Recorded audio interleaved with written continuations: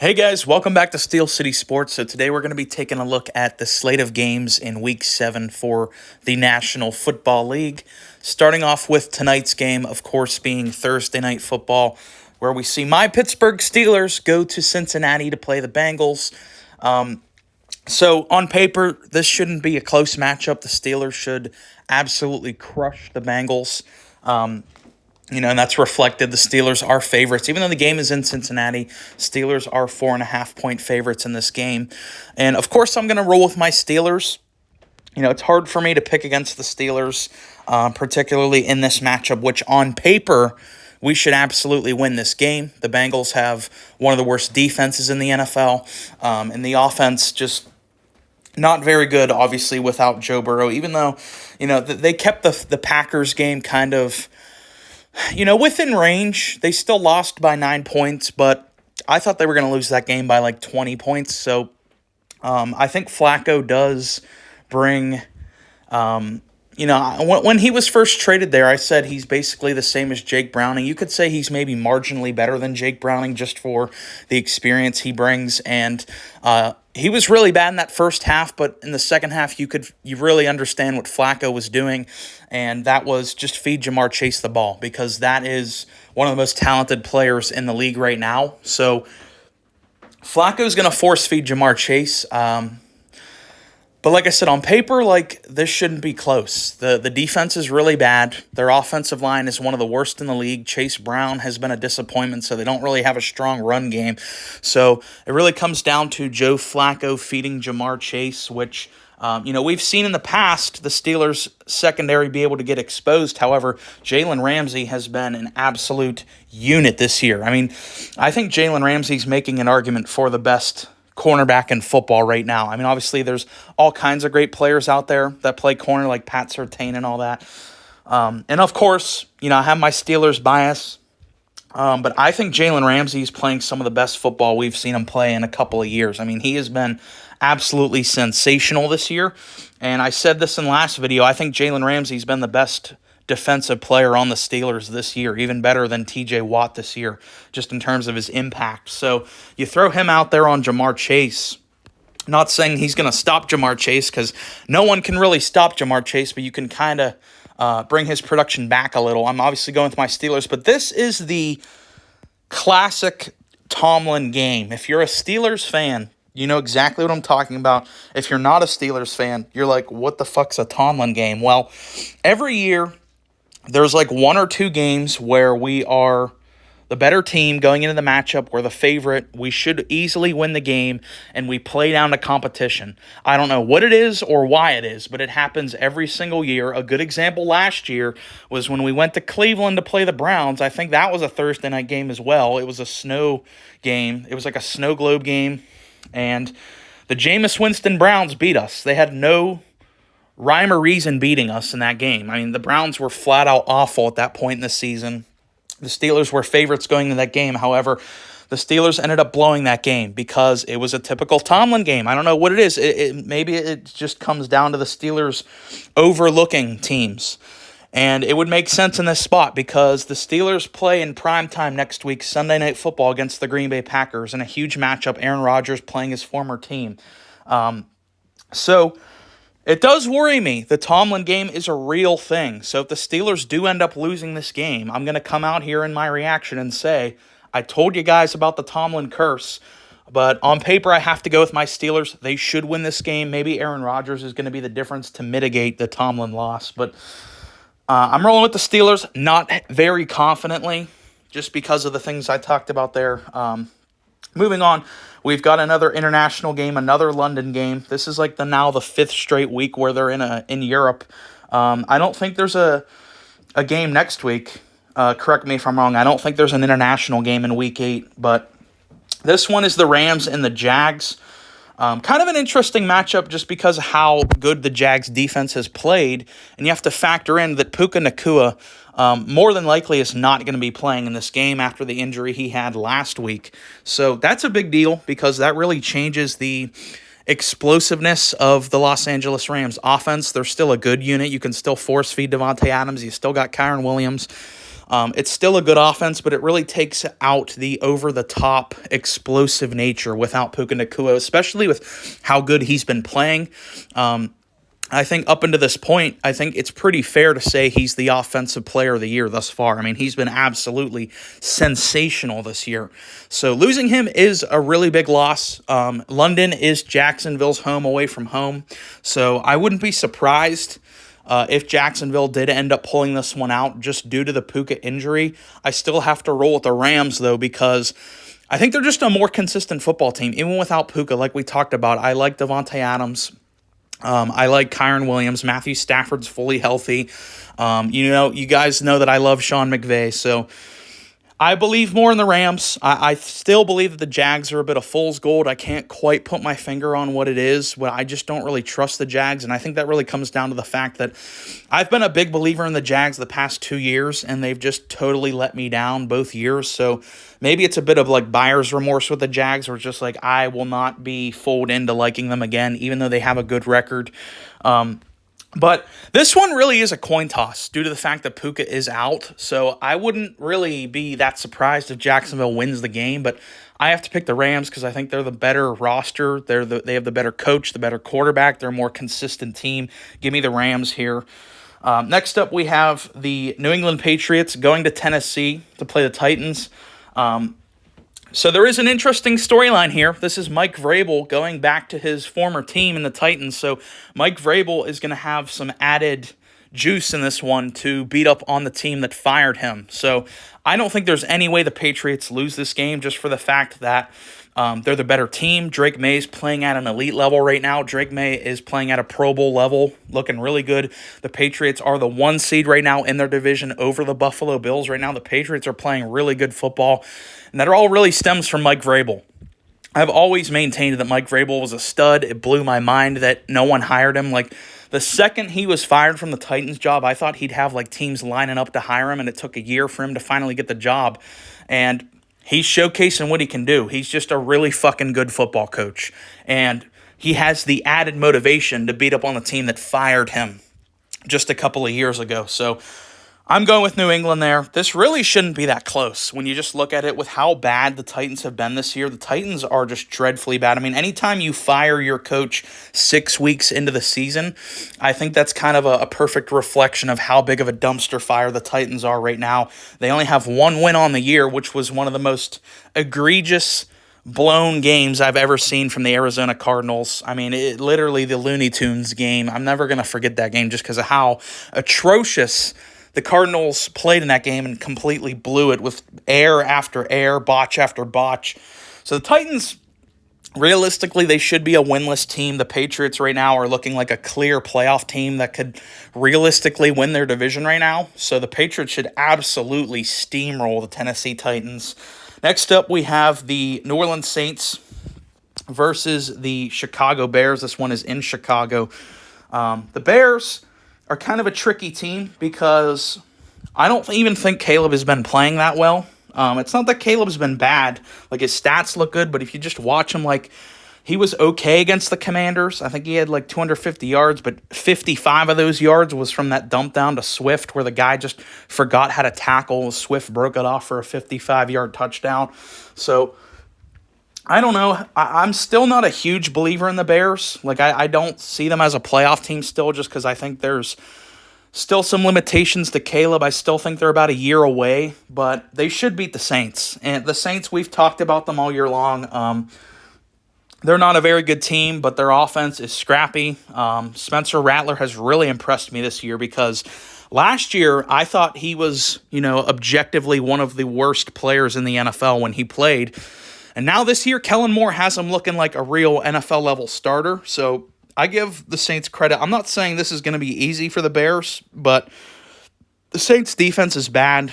The Bears, they have looked good in certain spots. They killed the Cowboys. They just beat the Commanders. I think you're starting to see Ben Johnson's philosophy really be established on this team. So the Bears should win this one. This would be really bad for the Bears if they lost this because this is probably the easiest game on their schedule. They should absolutely win this game. Moving on, we have an absolute toilet bowl of a game between the Miami Dolphins and the Cleveland Browns. I I'm going to go with the Dolphins in this one. I think the Browns are really bad. I don't think Dylan Gabriel is an NFL level quarterback. I don't know what the Browns are doing right now. Year after year, the Browns just consistently don't know what the fuck they're doing. The quarterback thing has just been a disaster this year, like always with the Browns. And with the Dolphins, yeah, things are getting weird with the Miami Dolphins as well. I think there's a good chance McDaniel gets fired either before the season or certainly after this season, which I predicted. That was one of my biggest predictions of the offseason was the Miami Dolphins were going to self-implode this year. Vegas had their win-loss total set at 8.5, and I told you guys one of my favorite bets was to hammer that under because this was the year I saw the writing on the wall for Miami just kind of imploding, and that's exactly what's happened. Their defense is a joke. Tyreek Hill's gone for the year. There's just not really a lot to point to that's good in Miami right now that's working, so even though I say all that, they are playing the Browns. The Browns are a joke franchise, just absolutely abysmal. Even though they have some individual players I like, they're just an absolute circus show, and they don't have a real quarterback, at least in my opinion right now with Dylan Gabriel. Doesn't strike me as an NFL guy coming out of Oregon. I never saw him as an NFL guy, and it really shocked me that he went in the third round. I thought he would go undrafted, honestly. So give me the Miami Dolphins there. Even though I have a ton of problems with the Dolphins, this is just two bad teams. So one of them has to win. So I'm picking Miami. I think they have a little more going for them. Next up, we have the Carolina Panthers versus the New York Jets. The Jets are the only winless team in the NFL right now. So I don't know what to do because honestly, I feel like, and I said this a couple weeks ago, and I still kind of feel this way, is I think the Jets are better than what their record reflects. People are crushing Justin Fields. I don't actually think Fields has been that bad this year. I don't think Justin Fields is the problem with this football team. I think the problem with this football team is the defense is really bad. It's actually gotten worse under Aaron Glenn, who's a defensive-minded guy, and also the coaching in general. Like Aaron Glenn just clearly doesn't know what he's doing as a head coach, which just continues to be a trend with New York Jets football head coaches. So I don't know. Like the Jets should be a better team. The Carolina Panthers, kind of surprising. They're sitting at a 3-3 record. They're 500 right now, and that's really off the back of Rico Dowdle, which I don't think you can, reliably count on Rico Dowdle to continue to play as well as he has. I'm going to go with Carolina on this one. Even though I think Rico Dowdle's a bit of a flash in the pan, the Jets are just such a circus show right now. How can you realistically pick the Jets? And also, the Carolina Panthers run defense. Go look up the Panthers. Go look up the NFL run defenses ranked. The Carolina Panthers, over the past couple of weeks, have actually had an elite run defense. And the New York Jets like to run the football with Breece Hall and with Justin Fields running around. So I think this is a bad matchup for the Jets. The Panthers have really been coming around in their run defense. Bryce Young has looked, capable this year. 10 touchdowns, 5 picks, so 2-to-1 touchdown interception ratio. I don't think either of these teams are very good, but the Jets are just such a disaster right now. I don't think their coach knows what he's doing. Give me the Panthers in that one. Next up, we have the Philadelphia Eagles going to Minnesota to play the Vikings. And good matchup. Now, I don't know if it's been made clear, or I don't know if they've officially come out and said who's playing quarterback for the Vikings. My guess would be Carson Wentz. I haven't heard really any news on a potential return of J.J. McCarthy. I think the Vikings are just better off going with Carson Wentz at this point because I don't think J.J. McCarthy is an NFL-level quarterback. And I talked about this in the offseason. It's just totally ridiculous, the fact the Vikings let Sam Darnold go. Just the arrogance of that organization to be like, hey, we have this guy who threw for 35 touchdowns, but we're going to let him walk for this guy who in college wasn't really the spectacular prospect. I mean, the only reason he was a top 10, top 11 pick was because of the quarterback inflation, which we've talked about on this channel, is where quarterbacks go higher just simply for the fact that they are quarterbacks. But a couple years ago, a guy like J.J. McCarthy would have went in the 4th or 5th round, like a Kirk Cousins. Kirk Cousins went in the 4th round. That's kind of like what J.J. McCarthy would have been viewed as before the big quarterback inflation happened. So I don't think J.J. McCarthy's an NFL-level quarterback. I think the Vikings are really kicking themselves for the fact that they didn't keep Sam Darnold. That being said, though, the Eagles are kind of a mess right now. And it's weird to say that about a team that's sitting at 4-2 atop their division, but they're on a 2-game losing skid. I don't know what's going on with the Philadelphia Eagles right now. Actually, I do. And it's the fact that their offensive coordinator doesn't know what he's doing. And I'm kind of getting sick of talking about this because I feel like a broken record every time we talk about this. But this is why I don't see a value in having Sirianni as your head coach, because he's so coordinator dependent. Anytime you have a bad coordinator, it kind of just wrecks the whole team. And yeah, you're able to mask it for a while just because it's such a talented team. But eventually you're going to get exposed. That's what happened in 2023, and that's what we might potentially be seeing right now. With them on a 2-game skid, if they lose this game, it's just going to get worse if they lose this game. So I think there's a lot of pressure on the Philadelphia Eagles to win this game right now, just for the fact that there's a lot of tension brewing in that locker room. There's a lot of tension brewing with the fans in Philly, with the media. And like I said in the video I made where I reacted to Week 6, I said, like, Nick Sirianni's job isn't just, he's not on scholarship because he won a Super Bowl. Like, Doug Peterson won a Super Bowl with the Eagles. He was fired like 2 years later. So this could get really weird really quick. I'm going to go with the Eagles ultimately just because they have the better team. Like, there's no reason they should be struggling. On paper, this team is absolutely incredible. Still, I mean, this team just won the fucking Super Bowl in dominant fashion. I know they lost some guys, but your core guys are still there. As for the injuries, Quinyon Mitchell being questionable is kind of a big deal. He's been their real only standout secondary player. I mean, Cooper DeJean's been fine, but Quinyon Mitchell's really been the only impact player within the Eagles secondary this year, and he's got a hamstring thing. He got hurt last week. I think Jalen Carter's going to be ready to go for this one. I know he didn't suit up last week. I don't know what the issue was, why he didn't play, but I'm guessing he's going to play in this one. And, of course, you also have another storyline in this where this is Carson Wentz playing his former team, the team that drafted him, the team he almost won an MVP with, the team he technically won a Super Bowl with.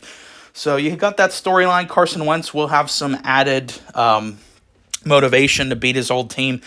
But I think the Eagles, just on paper, they should beat this team. The Vikings defense, it was touted to be, it was amazing last year. It was one of the best units last year, but I think it's been getting exposed in certain spots. Particularly my Steelers. Like, my Steelers carved up this elite Vikings defense. So we'll have to see. This one really does intrigue me, and it also intrigues Vegas because the line's only 1.5. Eagles are only 1.5 point favorites in this game. Where if you're making this line before the year started, it probably would have been a lot higher for the Eagles, but it's just all that turmoil and tension brewing in that locker room. I like the Eagles in this matchup just because I like their roster, and I think there's a really clear fix as to what you need to do to fix the Eagles' offense. It's a very clear thing, and that's run the fucking football. Just feed Saquon Barkley. Like, I don't really understand. Like, you gave him 6 touches against Denver, and you gave him 12 touches against the Giants. We talked about this last year with the Ravens. Like, why weren't they utilizing Derrick Henry? It's kind of the same thing with, like last year with the Ravens. Whenever they didn't give Derrick Henry when they gave him under 20 touches, they had a losing record. It's kind of the same thing with the Eagles. Like, just fucking feed Saquon. He's healthy. He's off a 2,000-yard season. Why is this Eagles offense trying to be something they're not? They're trying to have Jalen Hurts be Peyton Manning, this great pocket passer, and you saw what fucking happened on Thursday Night Football against the Giants. He completely airmails a wide-open touchdown to Devonta Smith, which changes the trajectory of that game. So the Eagles, offensively, I don't think they know what they are, but I think it's a very simple blueprint to get back on track. Give Saquon Barkley the fucking ball. It's not that complicated. So we'll have to see. That's going to be a big talking point for me, at least, coming out of this game, is we're going to look at how many carries did Saquon have in this game, and how did that directly impact the outcome of this football game. Moving on, though, we have, let's see where we're at. We're at Raiders-Chiefs. This is the biggest spread of the week. Chiefs are 12.5 point favorites in this game. And like I said last week, Like, I usually don't pick against the Chiefs. Last week was the first time I picked against the Chiefs in a football game in about 2 years, and I'm kicking myself for it because I've made it clear, a core philosophy of mine, a core belief of mine is do not pick against the Chiefs in a football game as long as Andy Reid's the coach and as long as Patrick Mahomes is healthy and playing. I went against one of my core philosophical beliefs of football, and it bit me in the ass. I'm not obviously going to do it this time with the Raiders. And, of course, Rashee Rice is back. Rashee Rice being back is such a huge add to this team because if you guys don't remember, Rashee Rice, I think, was on pace last year to breaking out to being a top 10 wide receiver in the NFL. I mean, those first 2 games were just absolutely sensational from Rashee Rice, and then the third game, it was either week 3 or week 4. I could be mixing those up, but against the Chargers where Mahomes basically takes out his leg and he gets a torn ACL. And then, of course, the suspension. But now he's back, 100% fully healthy, ready to go. He's a difference maker. I mean, he totally unlocks this offense. You know, the past couple of weeks, they've been kind of struggling to find out who their number one guy is. He's back. And as a fantasy owner of Rashee Rice, rejoice. I mean, we've been waiting for this. I cannot wait to see what Rashee Rice does, especially against a really bad Raiders secondary. I think the Chiefs, I mean, there's a reason why this spread is 12.5. The Chiefs should absolutely crush the Raiders. The Raiders have been actually pretty disappointing this year, in my opinion. I thought the Raiders would be a scrappy team. I didn't pick them as a playoff team, but I thought they'd be very competitive, like a 9-win team maybe. But Geno Smith has played awful this year. He's been flat out terrible. He's thrown more interceptions than he's thrown touchdowns. He's just not played good. He has a terrible QBR. And Ashton Jeanty, they're kind of Ashton Jeanty reliant at this point in time. Like, that's really the Raiders' offense at this point in time is either Ashton Jeanty's going to give us a 50-yard run touchdown or we're not doing anything on offense. And that's just not a successful blueprint in the NFL. So the Chiefs should absolutely steamroll the Raiders in this one. Next up, we have the Giants going to the Mile High City to play the Broncos. As fun as the Giants have been with their rookies, with Scatabo and Jackson Dart, I think the Broncos are going to absolutely crush the Giants in this one. You know, the Giants lost to the Saints. People, like, they get there. I get it. It's exciting. They beat the Eagles, but the week before that, they had a really bad, pathetic performance against the Saints. And this is the Broncos' defense, you could argue, is the best defense in the NFL right now. And I have my issues with the offense. You guys know, if you listen to me, I'm not a Bo Nix believer whatsoever. I think Bo Nix is not very good. But that being said, this defense is just incredible. I mean, this defense alone. I mean, look at how terribly bad Bo Nix played against the Jets last week, where he had, only 2 completions in the second half, yet the team was still able to hang on through the back of their defense. I think it's safe to say Bo Nix isn't going to be that bad again. Sean Payton is going to scheme that up.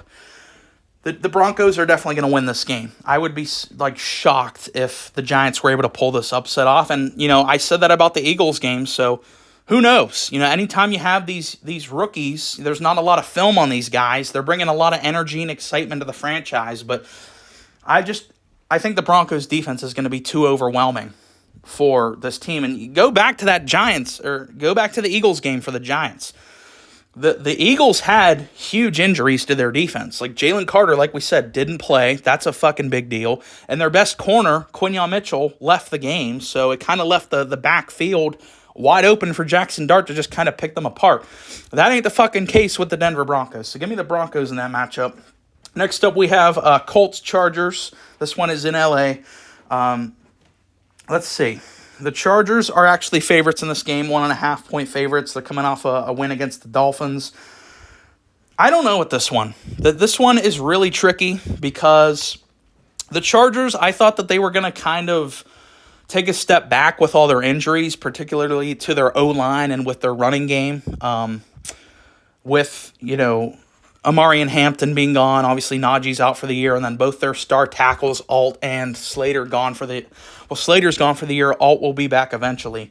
But, you look at how Harbaugh likes to run his teams. It's obviously run game and defense and, being very conservative.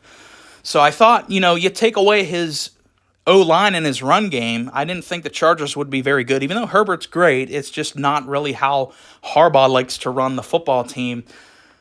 But keep in mind, they did that against the Dolphins. The Dolphins' defense is dreadfully bad. So that's not the case with the Colts. The Colts are a respectable unit. Daniel Jones is playing lights out this year. I think the Colts are going to win this game. They've been playing really well, and they're just more healthy. They're more complete right now. Give me the Colts in this matchup. I don't think the Chargers under Harbaugh are going to be able to mask their O-line issues and lack of depth at the running back position against an actual good team. You can do that against a shitty team like Miami, but against a good team like the Colts, who are sitting at a record of 5-1 right now, I don't think you can quite mask those issues as well as they did against Miami. So give me the Colts. Next up, we've got a divisional matchup between the Washington Commanders and the Dallas Cowboys, this one in Jerry World. And speaking of star receivers coming back, and speaking of another guy on my fantasy team, CeeDee Lamb is supposed to be coming back this week. That's a big deal because this Dallas offense has been absolutely cooking. It's been a fucking well-oiled machine without CeeDee Lamb. Like, George Pickens has looked like a superstar. So now you're going to insert CeeDee Lamb into the picture to go with Pickens, to go with how good Dak and Javonte Williams have played. I'm kind of talking myself into the Cowboys here. I actually do like the Cowboys in this spot because the Commanders, I don't know what to make of the Commanders. Like, obviously they were really good last year. They won 12 games, but you take a look at all the quarterbacks they beat. It was a lot of garbage that the Commanders beat up on last year, and they had a great playoff run. I'm not trying to take anything away from the Commanders. So I don't think we've really seen the Commanders, like, really tested. Not to say that Dallas is like some big test, but their offense, I think, can absolutely expose Washington's defense, which I give Dan Quinn credit for. Like, he's been able to do a good job of coaching up these guys, but I think the Commanders' defensive personnel is bad. I don't think it's very good, and when you put that up against this high-powered, thrumming offense of Dallas, it's going to be a mess. However, you could very easily flip that argument around for the Commanders and say, well, Dallas literally statistically has the worst defense in the NFL. So I like the over in this game for sure. I'll tell you that. The over-under is 54.5. I think this one really does come down to a coin toss. You have two really good offenses, in Dallas's case, a tragically bad defense. Washington, I don't think they have a very good defense. So this should be a shootout, but just with the return of CeeDee Lamb, I like the Dallas Cowboys in this matchup. Next up, we got the Green Bay Packers versus the Arizona Cardinals. I'm not going to spend a whole lot of time on this one. If you listen to me talk about the Cardinals, I have completely sold all of my stock in the Arizona Cardinals. I don't believe in them whatsoever after that loss to the Tennessee Titans, which was the most embarrassing loss I've ever seen. I've been watching football for a decade now. I cannot remember a more pathetic and embarrassing loss than what the Cardinals did against the Titans a couple weeks ago. I think they're just kind of a mess right now. Kyler's not even playing in this one. It's Jacoby Brissett. Packers are 6.5-point favorites.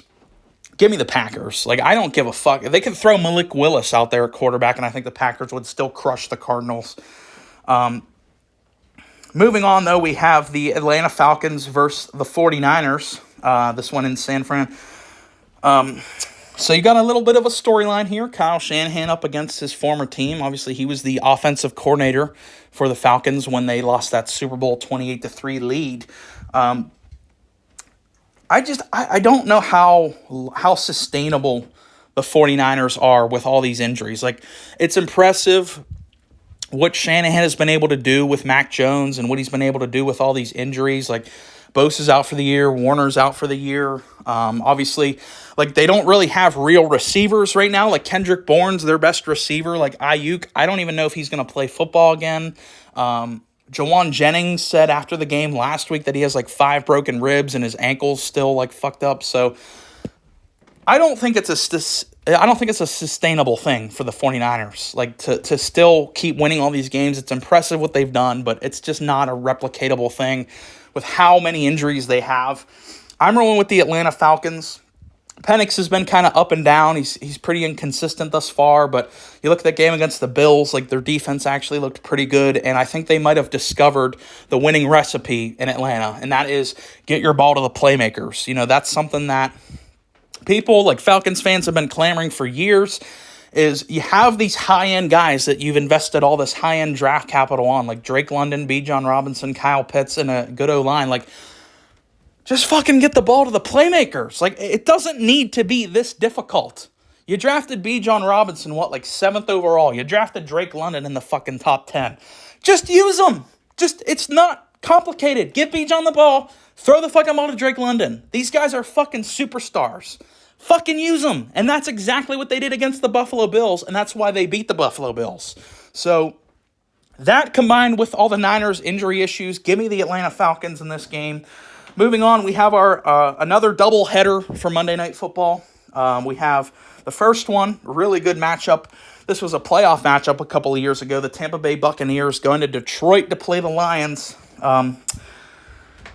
This is a really good game. I'm actually really looking forward to this matchup, but I have to go with the Detroit Lions because I just don't know what's going on with the Bucs injuries. Like, outside of the 49ers, the Buccaneers are right up there as one of the teams that have just been absolutely plagued by injuries. And Baker, the reason why Baker is my MVP this year is because he's been able to overcome a lot of shit this year with a ton of injuries to his guys. But when you play a team like Detroit that's so talented, especially off a loss to the Chiefs, the Detroit Lions are looking to bounce back in primetime on Monday Night Football. I'm going with the Lions here. Like, the Bucs are just absolutely decimated with injuries. Like, Bucky Irving, I think, is out. They already officially rolled him out. I don't know if Mike Evans is playing in this one, but even if he does play, he's going to be rusty coming off the injury. Your superstar rookie, Emeka Egbuka, is not going to be playing in this game with a hamstring injury, who's been by far not even remotely close to the offensive rookie of the year. So I don't like the injuries for Tampa. And Baker is able to showcase his superpowers against these other teams, but Detroit's just a whole different monster with how loaded they are. If Baker wins this game with these injuries to his teammates, I think it's time to pound the gavel. Like, Baker Mayfield just is the MVP. He already is my favorite, but if he beats this Lions team in Detroit with all these injuries, I think he's going to really pull head and shoulders away. Like, there's no one even close to him in the MVP race. And that brings us to our final game of Week 7. And that is the Houston Texans going up to Seattle to play the Seahawks. I like Seattle in this matchup, even though Seattle, for some strange reason, isn't very good at home. Whenever they should be good at home because it's a good home field advantage. Those fans are fucking nuts. They're not very good at home. I don't know why that is, but Houston, I'm not a big believer in Houston this year. They've been really disappointing. C.J. Stroud's been okay, but just nothing close to what he was his rookie year. They don't have a clear run game. Their O-line's bad. Whereas Seattle, Sam Darnold's been playing lights out. Jackson Smith and Jigba's emerging as one of the best receivers in the NFL right now. The defense is really coming around. I like Seattle in this matchup. I think they just a lot of advantages for them in this matchup. So that's going to do it for my NFL Week 7 predictions. Be sure to let me know your predictions down in the comments. And if you made it this far in the video, appreciate you listening to me babble. Go ahead and like and comment and subscribe. Thanks.